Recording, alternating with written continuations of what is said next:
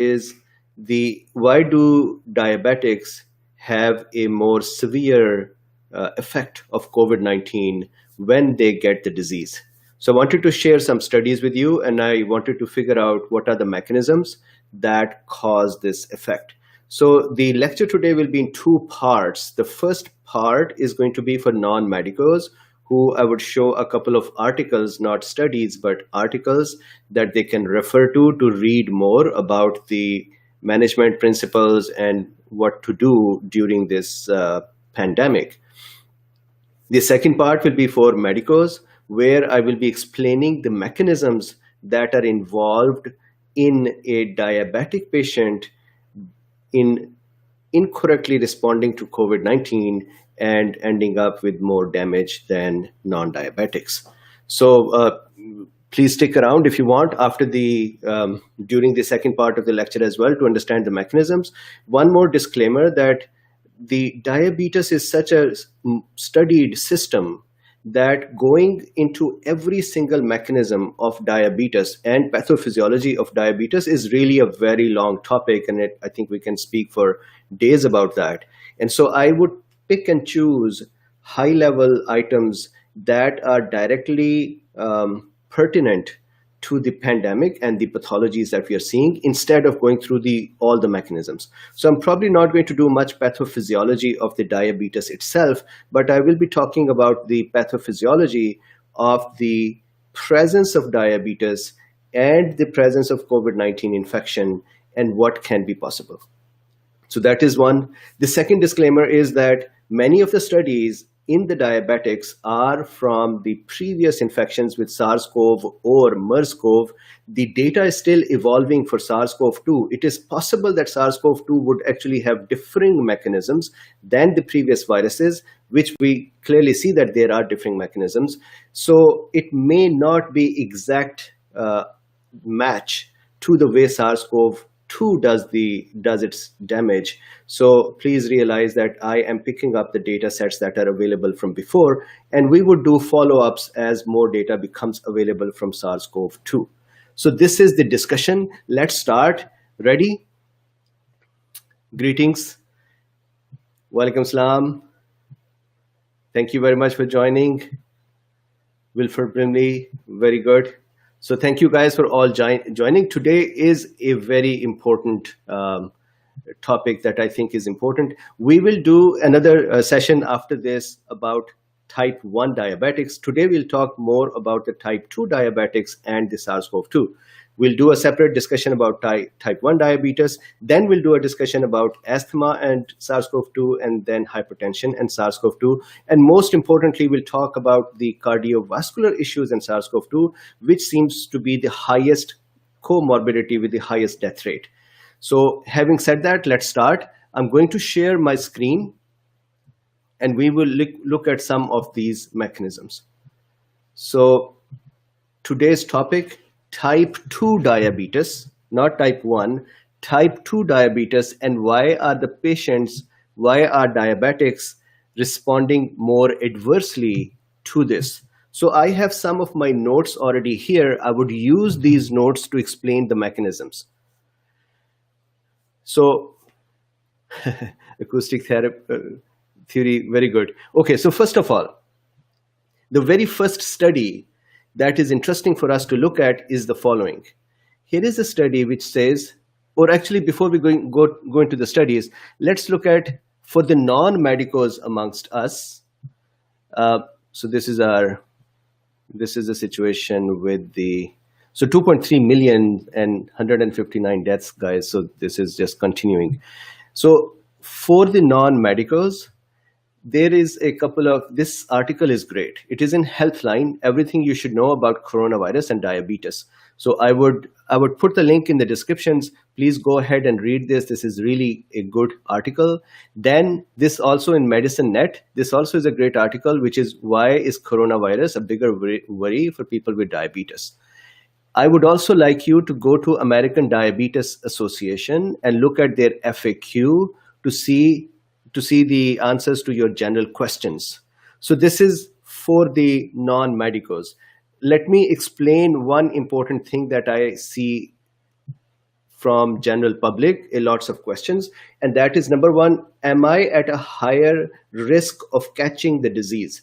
So no, diabetics are not at a higher risk of catching the disease.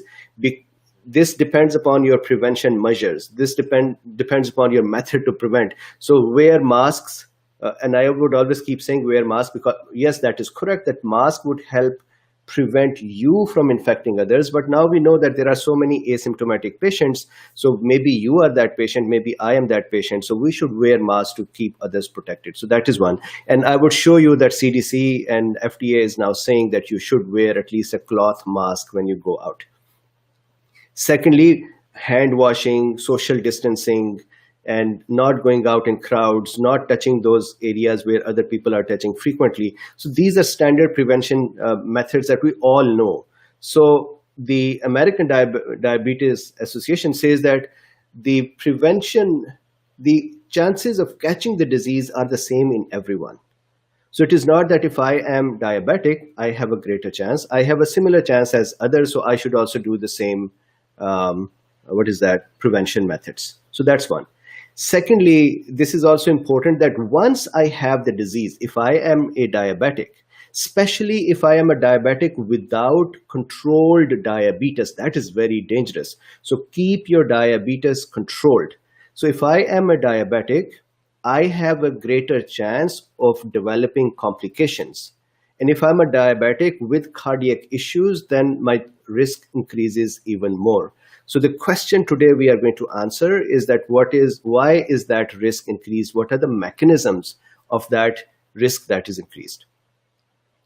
So let's talk about that. So for non-medicos, for general readers, I have shown various articles. Please read them up.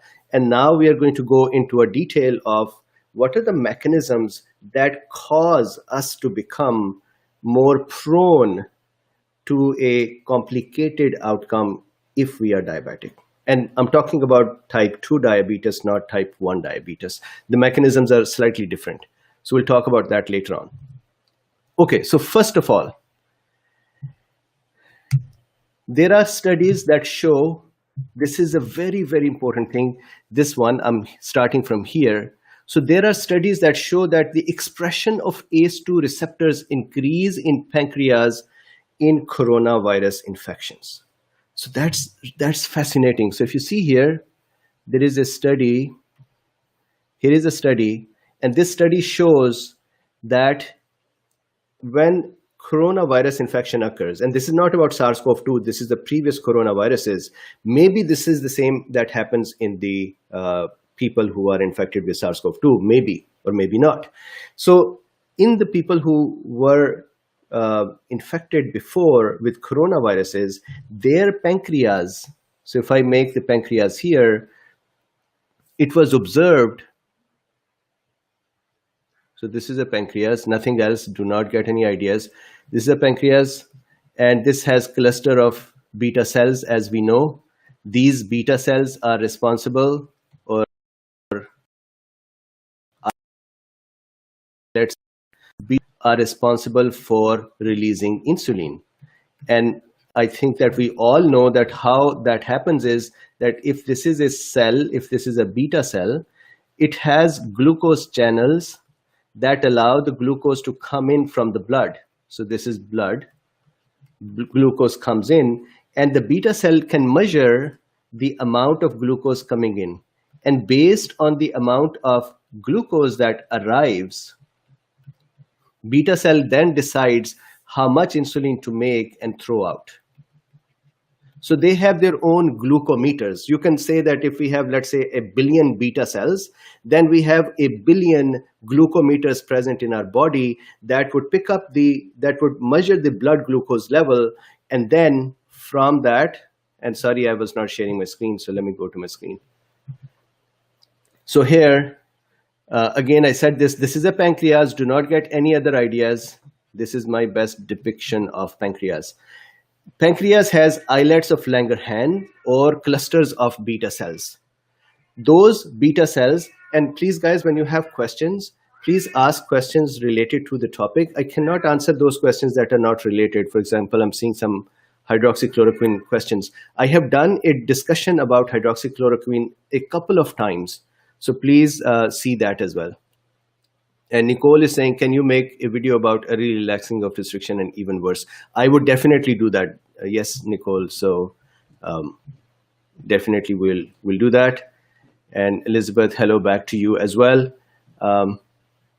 And yes, so this video about hydroxychloroquine and azithromycin and zinc and all those things, vitamin C, D, I have already discussed them. So please watch those. And hello, doctor. Hey, Kelly, how are you? All right, so going back here, topic is type 2 diabetes and why the people respond with a greater complications to COVID-19. So we are here, the very first topic that I am discussing is that in diabetics, who get the SARS-CoV-2 or coronavirus disease, their ACE2 expression in pancreas increase, their diabetes becomes aggravated, it is amplified. They become acutely diabetic. So if you are already a diabetic and let's say you have been taking metformin, it is entirely possible that during the infection you will become insulin dependent. So they've done studies in the past coronaviruses with the SARS-CoV and MERS-CoV, and they saw that patients who are not diabetic can actually convert to diabetics for some time. So first thing to note, diabetes itself can become amplified with the infection, and we are talking about the mechanism that how does that happen. So look, this is a beta cell. We are talking about a beta cell here. A beta cell has glucose channels in it through which glucose comes in. So this is glucose coming in from the blood. The beta cell can measure the amount of glucose and then decide how much insulin would be necessary to take care of this glucose and release the insulin. So that is the function of the beta cell. Now, on the surface of the beta cell, in the presence of the coronavirus, ACE2 receptors increase. And there is a study, I'll show you that. When these receptors increase, of course, that means that more coronaviruses will be able to infect the pancreas and go into the beta cell and destroy it. This is the reason for the amplification of the diabetes during the infection. Now, if it does not destroy the beta cell, it would cause dysfunction of the beta cell. And they have observed that in a few months, that dysfunction can go away. So the first point to keep in mind that if I am a diabetic, I am deliberately calling myself a diabetic. I do not want to call anyone diabetic. I wish nobody has diabetes. So this is my little prayer that you are not diabetic and you don't become diabetic. So I'm using myself. So let's say if I am diabetic, the first thing that happens is that when I am infected, ACE2 receptors expression increases on my pancreatic cells. That expression in turn allows more and more viruses to get into my cells. So the question will be, why is the ACE2 expression increased? This is the answer. The answer is that hyperglycemia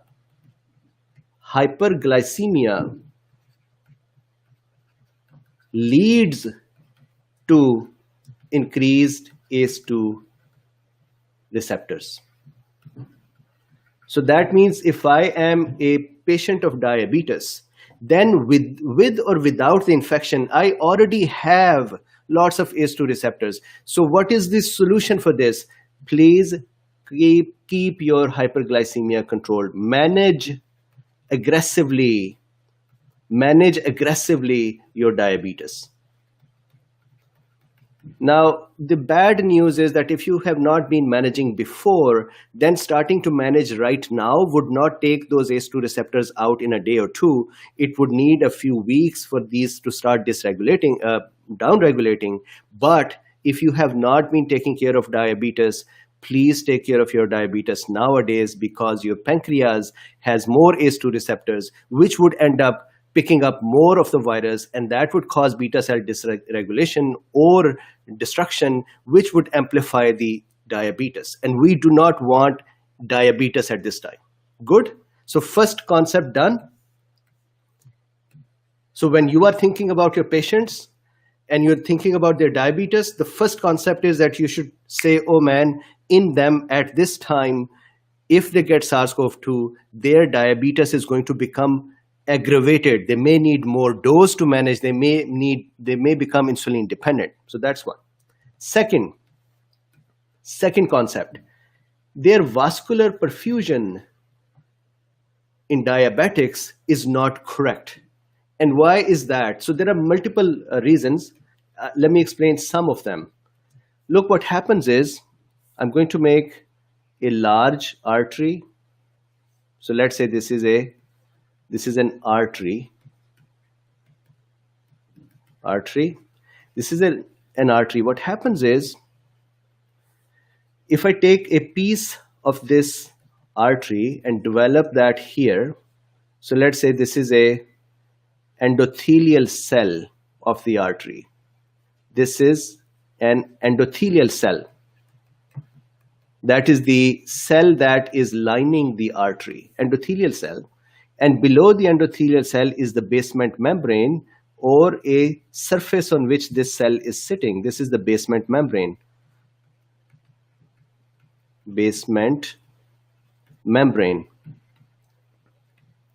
We know that glucose, hyperglycemia, extra amount of glucose is going to get deposited on the proteins at the surface of the endothelium. It is going to stick to them like mud in the streets.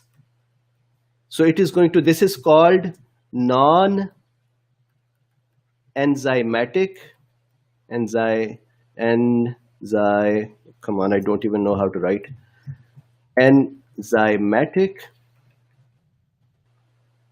glycosylation or glycation. What does that mean? That means attachment of glucose to the proteins where it should not attach. And why is that glucose? So let's say these blue things are glucose and now they're attached to the endothelial surface proteins. Why is glucose attached there? Because there is such an abundance of the glucose in diabetics, because there is hyperglycemia. There is more glucose in the blood vessels and in the interstitial tissue, that glucose is just going to start attaching to whatever proteins it finds. Keep this in your mind, because this is what is going to cause the issues with the SARS-CoV-2 protection, because now we have an endothelium that is not functioning correctly. Secondly, this glucose is also going to go under the endothelial cells and go and cause the glycation down here as well, non-enzymatic glycation, and it would create a network of fused proteins. It's like you throw mud on these proteins and now they are stuck in that mud.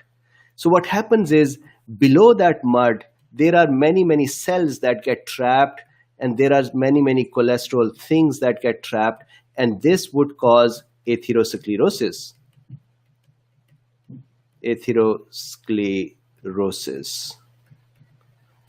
What that means in turn is that the vessel wall, number one, it's not going to function correctly because the endothelial cell is now stuck with the glucose on it, and then it would also become inflamed and it would become thick because there is glucose under the endothelial cells causing damage in there. So the result will be that this vessel is going to look like something like this.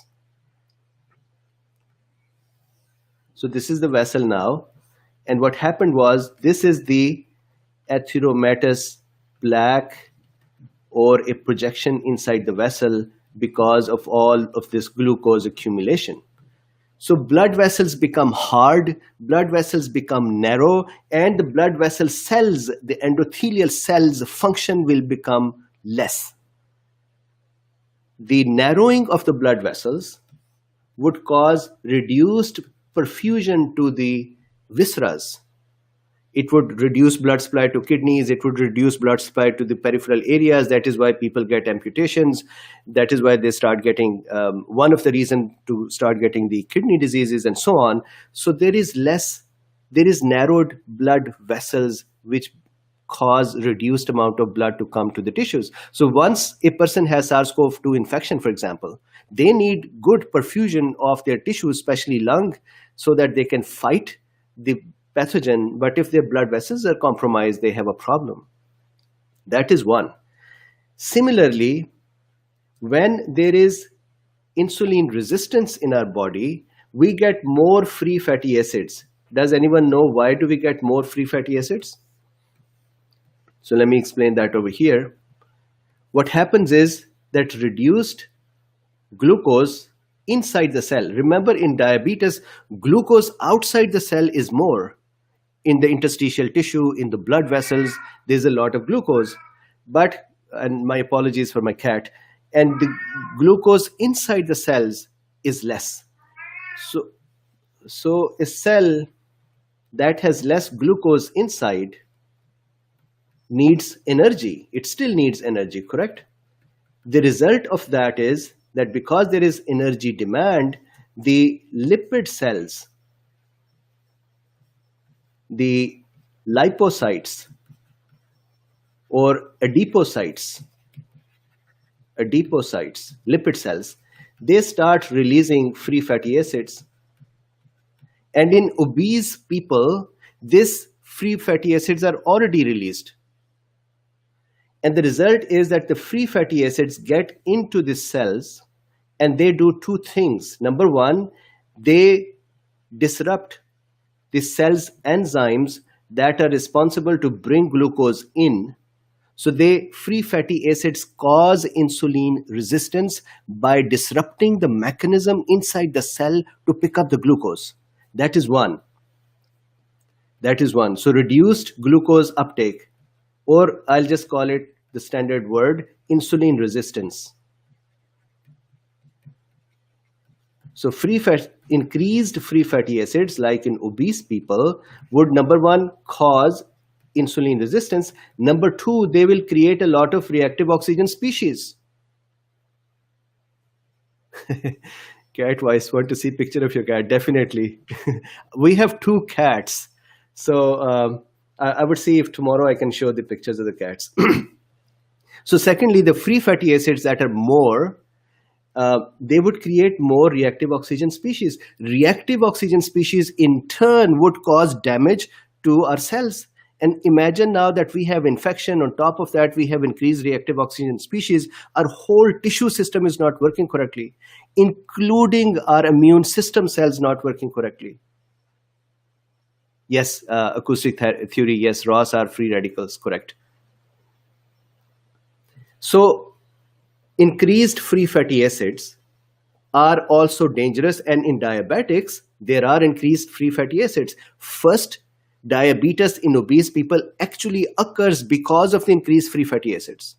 Secondly, when the free fatty acids are present, they not only cause insulin resistance, they also produce reactive oxygen species, which are destructive for our tissues. So now we have talked about two things. In a diabetic, when they get infected, there is an amplification of their diabetes. Their diabetes becomes more. And secondly, their vascular perfusion is reduced. Their free fatty acids are more. That causes more atherosclerosis, aggravating the situation. They produce more reactive oxygen species, causing further damage to the tissue. And now on one end, virus is causing the damage. On the other hand, reactive oxygen species are present in abundance, which would cause the damage. So two things.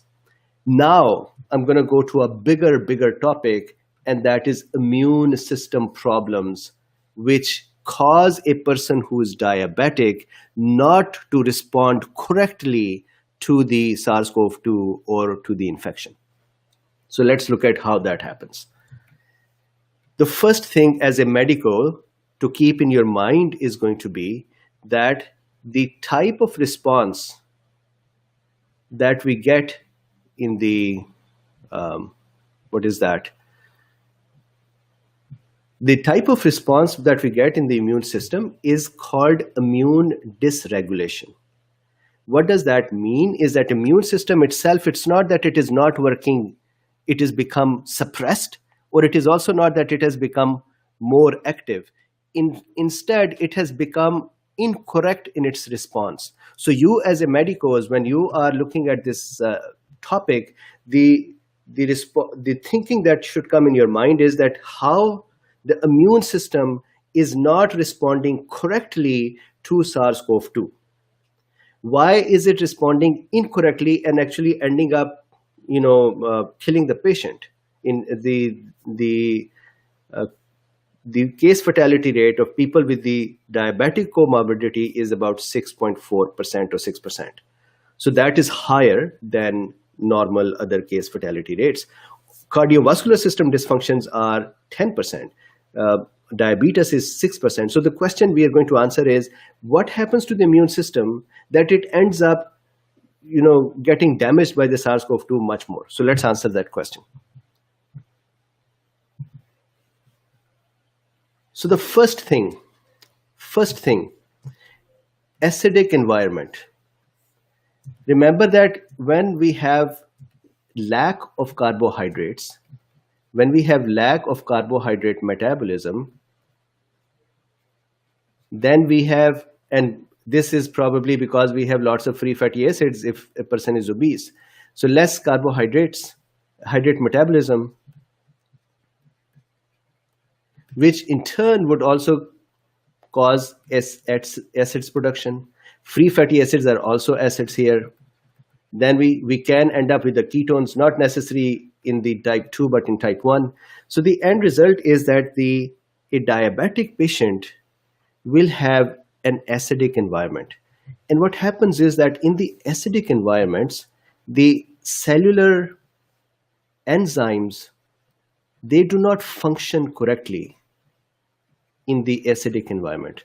They prefer to be in the acidic environment, but when the environment becomes more acidic, their function starts becoming disrupted because they are it's like throwing acid on a tissue. The tissue coagulates. So the cell enzyme, they stop functioning, and that causes issues with the immune response. So more importantly, immune cells cannot function correctly because there is acidic environment. Immune cells function is disrupted. Simple.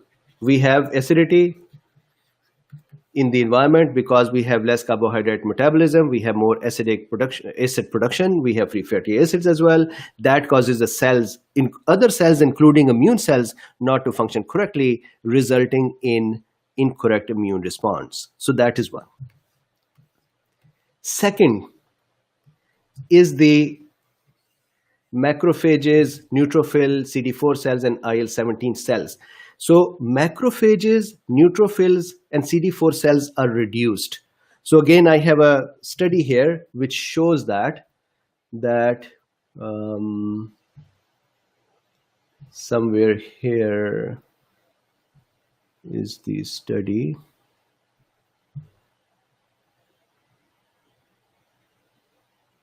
I would share that link. I can't find it, but it is somewhere over here. We'll come back to that in a second. But the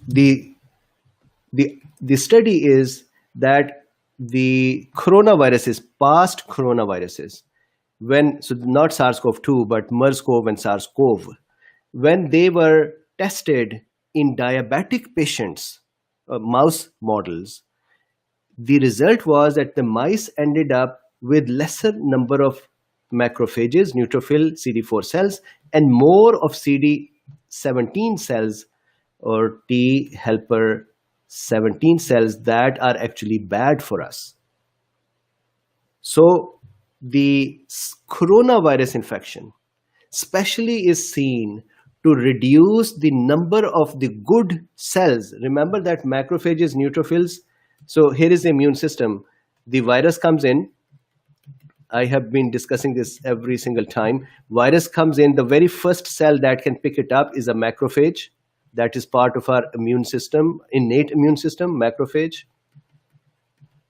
So now imagine this macrophage is not working correctly. Number one, because there are more reactive oxygen species because of the free fatty acids. Number two, there is acidic environment because of the free fatty acids and non-carbohydrate type metabolism. And number three, just in general, when there is SARS-CoV-2 present, when there is coronavirus present, somehow the production of the immune cells, which are good immune cells, that is reduced. So viruses reduce production of macrophages, neutrophils, which are immune cells, and T helper cells, which are acquired cells. So innate arm of the immune system is weak now because it doesn't have its soldiers. Good. So that is the one effect. On the other hand, T helper 17 cells are increased. And what is their problem? Is it bad that they are increased? Yes, because they are pro-inflammatory. They are pro-inflammatory cells. So what happens is that they promote unnecessary immune response and cause more damage than normal. So that is a disproportionate response to the virus. So that is the kind of thing that cytokine storms occur in some patients because their immune system is responding more strongly. So now if you think about it, on one hand, there is depletion of the immune system response and characters. On the other hand, there are cells that are amplifying the immune system response. So this is why we call that immune system is dysregulated. We cannot say it is suppressed. We can also not say that it is amplified. In fact, some cells are amplified and some are suppressed. This is like an orchestra in which musicians are not in sync with each other. And somebody is 2 notes ahead and others are 2 notes behind, and somebody has a different pace. And the result is that the function is not coordinated and correct. So is this clear that the SARS-CoV-2, and I would share the study, it causes the immune cells to become incorrect in their numbers. So first, immune disability, acidic environment, reduced immune function. Second, immune disability or dysregulation, that the cells are not in the correct amounts. Third, immune disability or immune problem, binding to endothelium. Remember we talked about it, that over here glucose gets stuck to the endothelium by the non-enzymatic glycation. So the endothelial cells are not functioning correctly. So what happens is, let's say here are my lungs, and these lungs are infected. And let's say there is a blood vessel in this lung. Here is a blood vessel. And there is infection going on in the lung. And we want to send immune cells into the lung to go and fight the infection, the SARS-CoV-2. But the problem is that the way the immune cells work is that they would connect with the endothelium. So let's say there is an immune cell here, let's say a macrophage. It would bind to the endothelial cell, and then it would do diapedesis, or it would walk. Diapedesis. It is part of chemotaxis. Chemotaxis mean immune cells going to the area of inflammation. So let's say the virus is sitting here in the lung. This is the virus. Now this macrophage is trying to reach here to go and kill the virus. But macrophage has to hold on to the endothelial cell before to stop. Otherwise, bloodstream would take it away, and then the macrophage would go in. So super chat, Brian, $1.99. Do you think fasting would help? Fasting for a diabetic is not going to be helpful. So in cases of diabetic, what would help is correct control of their diabetes during the fasting or not, but correct control of their diabetes. That would be the most important thing. Otherwise, fasting can actually deplete the glucose levels and cause even further damage. So back here to the discussion. Now the macrophage wants to get out of the chemotaxis through the mechanism is called chemotaxis, by diabetes and go and eat this virus, but macrophage cannot hold on to the blood vessel cell to stop itself. This is like a fast car that is going, and you have to apply the brakes to stop, but the macrophage cannot apply the brakes because the endothelium of the blood vessel has glucose on it like mud, and the cells would just slip from that. They would not be able to bind with the endothelium. So the result is, the summary is that the inflammatory cells or the immune cells cannot reach in the correct quantities to the site of infection because endothelium is not working correctly. Is this clear? This is a very fascinating idea and a very important concept to keep in mind. So what happens is, now the immune system issues are, one, immune system is not working correctly because of the acidity. Secondly, immune system cells are less in number. The good cells are less in number and the bad cells are more in number because the coronavirus infection causes a modulation of immune system cell production. And now the third damage it causes to our immune system is that the glucose itself is stuck to the endothelial walls, and so the cells cannot bind to the endothelium correctly and go to the area of infection. Good? Is this good so far? Next, I'm going to go to the cell function itself. What happens to the cell function during hyperglycemia? How does diabetes change immune cell function so that they cannot handle infection very well? So look, first thing is calcium influx. I have those studies here. What happens is, in a cell which has hyperglycemia, that means lots of glucose around it, it turns out that if there is hyperglycemia, the cells open up their channels more to calcium and they get a lots of calcium. The higher influx of calcium inside the cell causes the cell function to reduce. We are talking about polymorphonuclear cells especially. Polymorphonuclear cells are neutrophils, eosinophils, and basophils. Neutrophils are an important cell to respond to coronavirus. So these cells end up getting a lots of calcium in it, which reduces the function of the cell. So what a set of disastrous thing that hyperglycemia. So again, I'll keep saying this is unmanaged hyperglycemia. If a person is keeping their diabetes in control, they may not end up with this much of the damage. So this is especially bad for those who have their diabetes not controlled.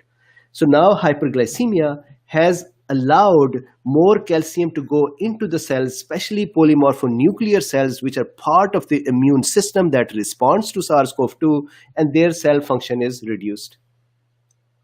That is one issue. Second issue, remember when there is less glucose available to go into, when there is less glucose going in the cell, glucose is available in abundance in blood vessels and tissues, but because of insulin resistance, it cannot go into the cell, which means there is lower production of ATP. And cells need, especially immune cells need, a lots of energy at the time of infection to cause the oxidative burst and to take care of the mechanisms that destroy the pathogen. For example, if it is a phagocytes, if it is a macrophage,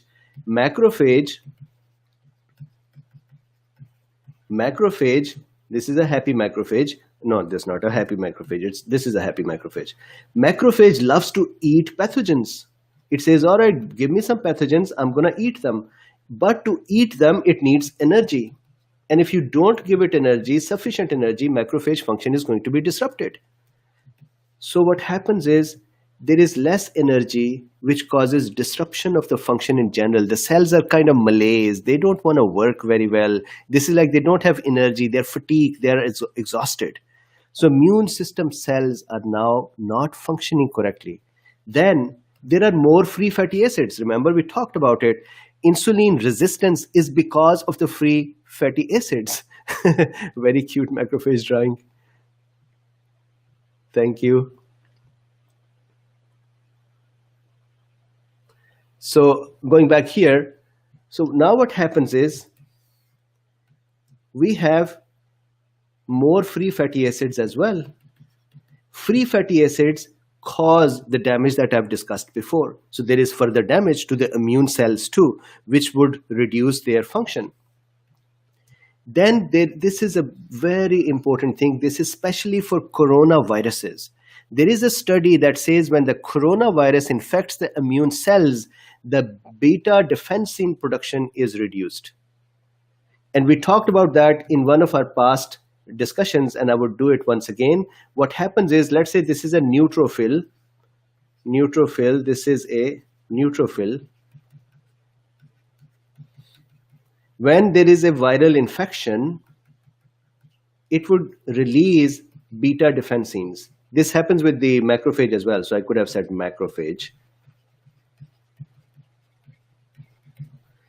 Beta defensins. Beta defensin in turn cause damage to the pathogen,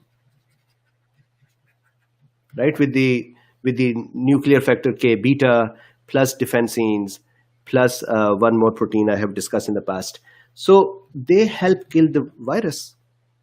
And now imagine we do not have enough beta defensins because the coronavirus itself causes the immune cells to produce less beta defensins. The end result is that there will be immune cell function will go down. So think about it, how much of a damage. Number one, immune cells cannot function properly because of the acidic environment. Number two, immune cells themselves are, good immune cells are less in number and bad immune cells are more in number.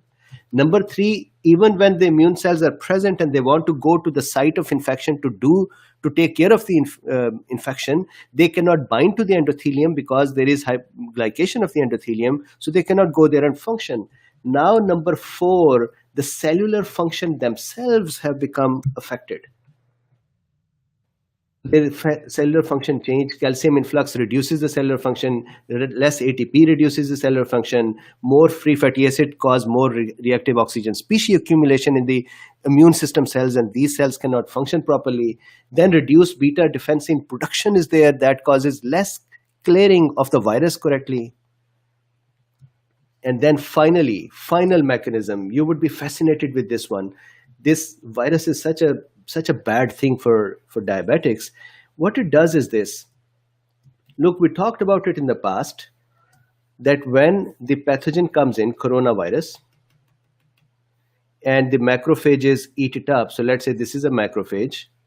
This macrophage is eating it up, right? So this is the macrophage totally busy in eating up this coronavirus. The macrophage in turn will present the antigen on its surface that would cause the T naive cells to become moved into T helper 1 cell direction, which would cause B cell activation by IL-4 and IL-5. Here is IL-4, and the B cells would then release immunoglobulins, correct? This is the right path of the immune response to SARS-CoV-2. Innate arm, macrophage, activates the helper cells of the acquired arm, which would activate the B cells to release immunoglobulins. These are the immunoglobulins we talk about, the IgM and IgGs and seroconversion and all of that, correct? Now imagine this, that instead of going this route to B cells, if the naive T cell goes to the route of T helper 1 cell, which then activates the cytotoxic T cell, then we have a very bad response. That is what happens in leprosy as well, that we had to do cytotoxic response and we are doing immunoglobulin response. Here, we were supposed to shoot missiles on the pathogen. Instead, we are sending soldiers to fight with it, in the field. And this this response is inaccurate. This does not kill the SARS-CoV correctly. And in diabetics, the cytotoxic response is amplified and the B cell response is suppressed. So imagine that we had to shoot missiles at the virus and now we are trying to kill it by stabbing it. It's not going to go away with that. So there is an issue here that in diabetics, the immune response, T helper 2 pathway becomes active instead of T helper 1 pathway, which is really sad. So again, keep your diabetes managed, people. Please keep your diabetes regulated, managed. And if you get SARS-CoV-2, your need for diabetes medicines will increase, as I said before, because the beta cells of the pancreas will become infected and they would not function correctly and you would need more insulin. So please be very, very careful. Now the final activity, T helper 17 cells become active. This is specific for the coronaviruses. I'm sure that this happens with others too. But for the coronavirus infection, what happens is that the pro-inflammatory T helper 17 cells become more active in the presence of coronavirus. So what happens is this. Let me show that example as well. So let's say that this is the immune cell. This is a macrophage. Now I'm going to try to make a happy macrophage. The macrophage is going to then cause T helper naive cell, 0 cell, to become active. That causes the B cell to become active, correct? We know this thing. We just talked about it. So this is fine. In addition to this, there are some interleukins released by the macrophage that cause a regulatory system, which is called T helper 17 system, to become active. T helper 17 cells, them in turn, are of two types. T helper 17 regulatory cells, and they are good cells. They are anti-inflammatory cells. And then T helper 17 themselves, the standard T helper, which are pro-inflammatory.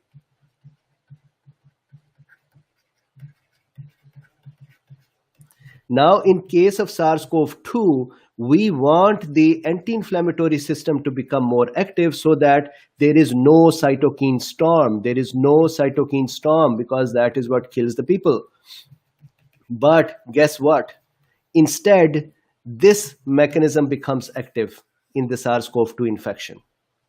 And pro-inflammatory system, when that becomes active, that leads to cytokine storm, just not by itself, but that is a component to it.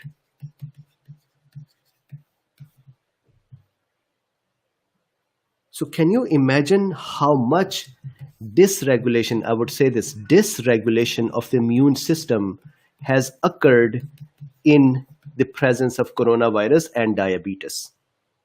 And let me tell you a very important thing. There is our friend vitamin D. Yes. How did you see it? So Kelly says, there is our friend vitamin D again. Yes, this is a very important thing that, Kelly, thank you for bringing that up. This activation in the diabetics, if you take vitamin D, it suppresses this. It suppresses it. So we can actually try to reduce the reduce the pro-inflammatory cells by giving vitamin D. So I am very happy that vitamin D discussion had come up. So here is what is now the immune system outcome. What is immune system outcome? So now we have 5 outcomes. Number 1, acidic environment, reduced function of the immune system. Number 2, reduced number of good cells and increased number of bad cells. Number 3, binding to the endothelium is reduced. So cells going to the infection area cannot go easily. Number 4, the cell function changes. calcium influx causes the problem with the function, less ATP, more free fatty acids, less beta defensins. They all change the immune system in a bad way. And then the regulation of the immune system, the way immune system is orchestrated, that is also disrupted. T helper 2 pathway becomes active, but we actually want T helper 1 pathway to be active. So that's a wrong response to the coronavirus. And then T regulatory pro-inflammatory wing becomes active instead of anti-inflammatory wing, and that is also a wrong response. And this is all that happens in a diabetic patient. So